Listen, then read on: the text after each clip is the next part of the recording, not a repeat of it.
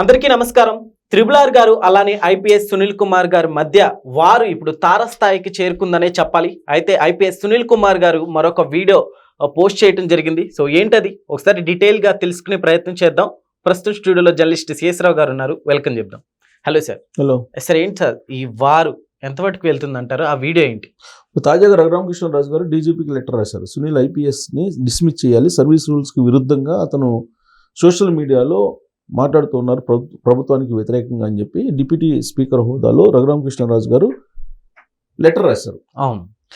దానికి ప్రతిగా ఒక వీడియో మళ్ళీ ఇప్పుడు సునీల్ ఐపీఎస్ పెట్టారు. ఆయన ప్రజెంట్ సస్పెన్షన్లో ఉన్నారు. సస్పెన్షన్లో ఉన్నప్పటికీ కూడా సర్వీస్ రూల్స్ ప్రకారమే వ్యవహరించాలి.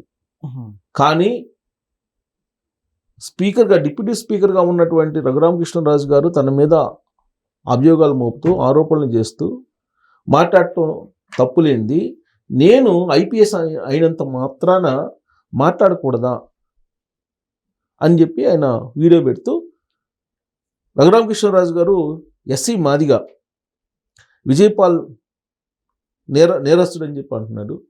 అలాగే కాపు సామాజిక వర్గానికి సంబంధించి డాక్టర్ ప్రభావతి ఆవిడ మిస్లీడ్ చేసిందని చెప్పి డిసైడ్ అయ్యి మాట్లాడుతున్నారు. వాళ్ళిద్దరు క్యాస్ట్ల గురించి చెప్పాడు ఆ వీడియోలో. మరి సునీల్ ఐపీఎస్ మాల ఆయన క్యాస్ట్ గురించి చెప్పలా, కేవలం వాళ్ళిద్దరు క్యాస్ట్ గురించే చెప్పారు. ఓకే. సో వాళ్ళిద్దరు క్యాస్ట్ గురించి చెప్తూ కాపులు దళితుల్ని టార్గెట్ చేస్తున్నారు రఘురామకృష్ణరాజు గారు అనే యాంగిల్లో ఆయన వీడియో పెట్టారు. ఓకే. సరే, మేము నేరానికి పాల్పడ్డామని చెప్పి డిసైడ్ అయ్యి మాట్లాడుతున్నారు కదా మీరు, మరి మీరు కూడా నేరస్తులే కదా అని అంటే తన మీద ప్రూవ్ కాలేదని చెప్పి చెప్తున్నాడు ఆయన. తన మీద ప్రూవ్ కాలేదు కాబట్టి నేను చీటర్ని, నేను 420ని అని చెప్పి ఎలా అంటారు సునీల్ అని చెప్పేసి రఘురామకృష్ణరాజు గారు ప్రశ్నించారు. ఓకే.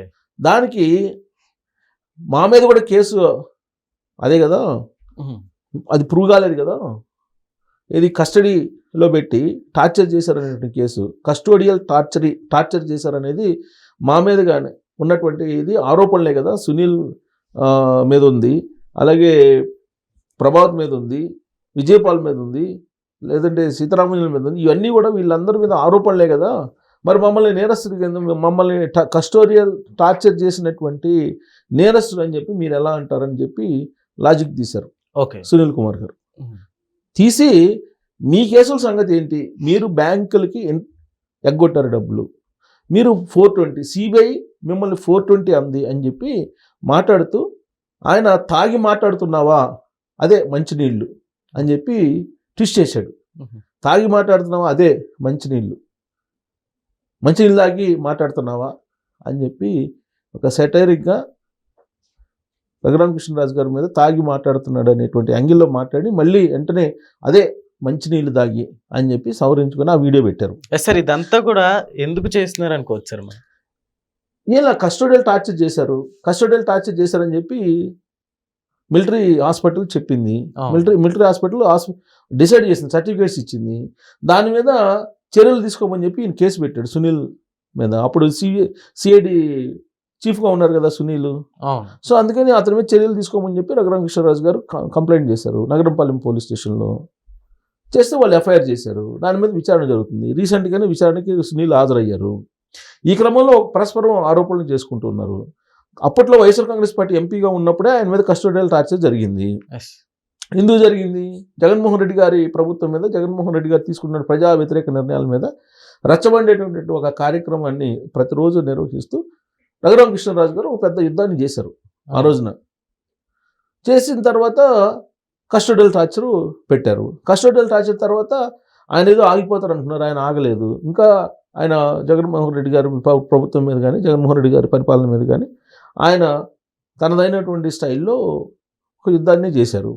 సీన్ కట్ చేస్తే కూటమి ప్రభుత్వం వచ్చింది. కూటమి ప్రభుత్వం వచ్చిన తర్వాత ఆయనే డిప్యూటీ స్పీకరు కూటమి ప్రభుత్వంలో. మరి ఆయన కస్టోడియల్ టార్చర్కి సంబంధించినటువంటి అంశాన్ని కంప్లైంట్ చేశారు. నిబంధనల ప్రకారం 30 రోజులు అయినప్పటికీ కేసు ఫైల్ చేయలేదు. కేసు ఫైల్ చేస్తారా లేదా, ఒకవేళ తిరస్కరించి ఎందుకు తిరస్కరించారో నాకు చెప్పండి అన్నారు. దాంతో పోలీసులు కేసు నమోదు చేశారు, విచారణ చేస్తున్నారు. విచారణ చేస్తున్నటువంటి క్రమంలో సునీల్ కుమార్ గారు ఏంటి సర్వీస్ రూల్స్కి విరుద్ధంగా రఘురామకృష్ణరాజు గారి మీద మాట్లాడుతున్నారు, ప్రభుత్వం మీద మాట్లాడుతున్నారు. ఏం మాట్లాడుతున్నారు? దళితులు కాపులు కలిసి రాజ్యాధికారంలో రావాలి, కాపులు 2.5 సంవత్సరం, దళితులు 2.5 సంవత్సరం అనేటువంటి ఈక్వేషన్ తీసుకొచ్చారు. దళిత క్రైస్తవులకి అండగా ఉంటామని చెప్పి అన్నారు. ఇవన్నీ కూడా సర్వీస్ రూల్స్కి విరుద్ధము అనేది రఘురామకృష్ణరాజు గారు చెప్తున్నారు. సర్వీస్ రూల్స్ మాకున్నప్పుడు రాజ్యాంగబద్ధ పదవిలో ఉన్నటువంటి ఆయనకు మాత్రం ఉంటుంది కదా. ఇప్పుడు నన్ను డిస్మిస్ చేయమంటున్నారు. మరి రఘురామకృష్ణరాజు గారు ఇప్పుడు రఘురామకృష్ణరాజు గారు కూడా కేసులు ఫేస్ చేస్తున్నారు కదా. ఆయన్ని కూడా సస్పెండ్ చేయాలి కదా, లేదంటే ఆయన పదవి నుంచి తప్పుకోవాలి కదా ఆ కేసులు అయిపోయేంత వరకు అనేటువంటి లాజిక్ సునీల్ కుమార్ గారు చెప్తున్నారు. సో ఇలా ఒకరికొకరు పరస్పరం వీడియోస్ పెట్టుకుంటున్నారు. ఇప్పుడు తాజాగా పెట్టినటువంటి వీడియోలో అది ఎక్స్ ఖాతాలో ఉంది. ఆయన ఏమంటున్నారో ఒకసారి విందాం క్లుప్తంగా. అది మీరు అప్పులు తీర్చకపోవడం వల్ల మీ ఆస్తులు వేలం వేయాలని రఘురామకృష్ణరాజు గారు అప్పులు తీర్చలేదు, బ్యాంకులో ఎగ్గొట్టారు కాబట్టి ఆస్తులు వేలం వేయాలని నోటీస్ ఇచ్చింది. అది చూపిస్తున్నారు. మీ మీద 2019, 2020, 2021 ఈ 3 సంవత్సరాల్లో 3 కేసులు సిబిఐ వారు నమోదు చేశారు. అది ఈ 3 కూడా బ్యాంకుల్ని మోసం చేసినటువంటి కేసులే. వీటి విలువ 2,000 కోట్ల పైచిలుకే ఉంది. ఓకే, నేను మిమ్మల్ని 420 అని నేను అనలేదండి. సిబిఐ వారు 420 కింద మిమ్మల్ని గుర్తించారు. సిబిఐ చేత గుర్తించబడినటువంటి 420 మీరు మీ కుటుంబ సభ్యులని మాత్రమే నేను అన్నాను. ఎందుకంటే ఈ ఎఫ్ఐఆర్ లో సెక్షన్ 420 అని ఉంది చూడండి. సో సెక్షన్ లో సిబిఐ వాళ్ళు విచారణ చేసి ఆ ఛార్జ్ షీట్ లో వాళ్ళు పొందుపరిచారు. అది నేను చెప్తున్నాను. నేను 420 అంటలేదు మిమ్మల్ని. మీరు 420 మీరు మీ ఫ్యామిలీ 420 2,000 కోట్ల రూపాయలు బ్యాంకులు కొట్టారనే వీడియో విడుదల చేశారు. దాన్ని అందరికీ ట్యాగ్ చేస్తున్నాడు సునీల్ కుమార్ గారు.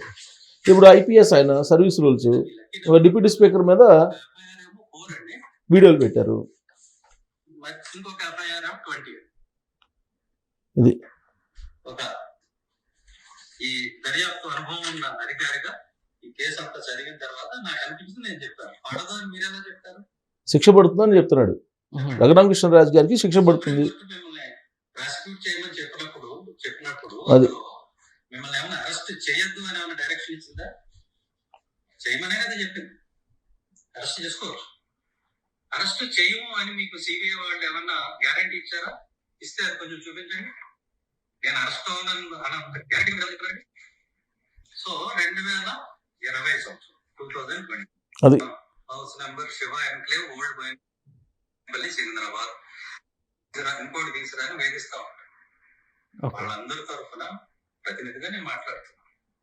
అధికారిక సిబిఐ వాళ్ళు చెప్తున్నటువంటి ఆ 2,000 కోట్లు ఏమైతుంది ఆ బ్యాంక్ వాళ్ళు చేసి పెట్టుకునే కాదు.